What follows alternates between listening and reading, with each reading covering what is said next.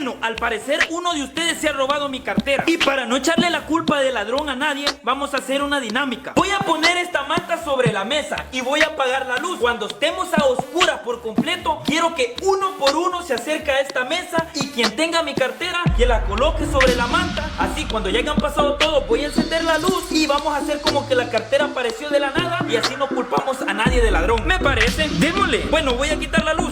¡Ey, ya me acerqué yo! Igual yo también. Yo también, ya estuvo. ¡Ey, Larín! ¿Y ya apareció la cartera? No, mi sargento, pero quiero contarle que ya se robaron la manta que usted puso sobre la mesa. ¿Cómo?